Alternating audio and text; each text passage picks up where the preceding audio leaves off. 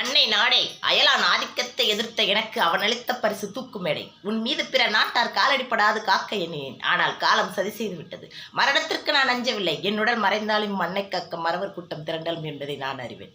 வருங்காலத்தவர் விடுதலை கனியை விரும்பி உண்ண என்னால் ஒரு நாட்டிற்கு நன்மை ஏற்பட்டால், திணையளவு நன்மை ஏற்பட்டால் அதுவே போதும். சாகும் நாள் எனக்கு திருநாளாகும். பெற்றெடுத்த தாய்நாட்டு மண்ணை இதோ வருகிறேன், என்னை ஏற்றுக்கொள். வாழ்க நம் தாய்நாடு, வளர்க நம் பாரதம் என்று கட்டபொம்மன் அன்று நம்மளுக்கு சுதந்திரம் வாங்கி தருவதற்காக உயிரை மாய்த்து கொண்டார். கட்டபொம்மனை போல் பல தலைவர்கள் நம்மளுக்காக உயிரை விட்டுருக்காங்க. இந்த நாளில் எல்லாருக்கும் சுதந்திர தின வாழ்த்துக்களை தெரிவிச்சுக்கிறேன்.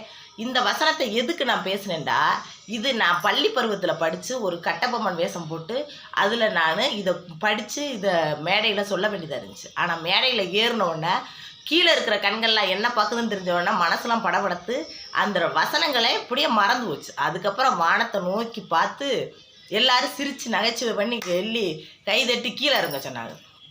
இதுக்கப்புறம் இறங்கினா ரொம்ப அசிங்கப்படாண்டு வானத்தை பார்த்துக்கிட்டே இந்த வசனத்தை பேசிட்டு ஓடி வந்தேங்க.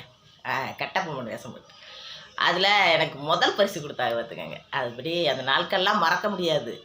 அப்போ படித்தது இன்னும் என் மனசுக்குள்ளே ஆழமாக பதிஞ்சு போயிருக்கு. படிப்பு ஒன்று தான் எதாலையும் அழிக்க முடியாத ஒன்றுங்க. அதனால எல்லோரும் நல்லா படிங்க, நல்ல வேலைகளுக்கு போங்க, நல்லபடியாக வாழ்க்கை தரத்தை உயர்த்துக்கணும்.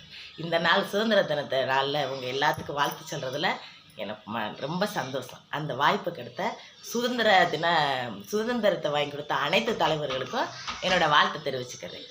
ஏன்னா சுதந்திரமாக பேசுகிறதுக்கும் ஒரு இது வேணும்ல, அதுக்கு காரணம் அந்த மாதிரி தலைவர்கள் தான்.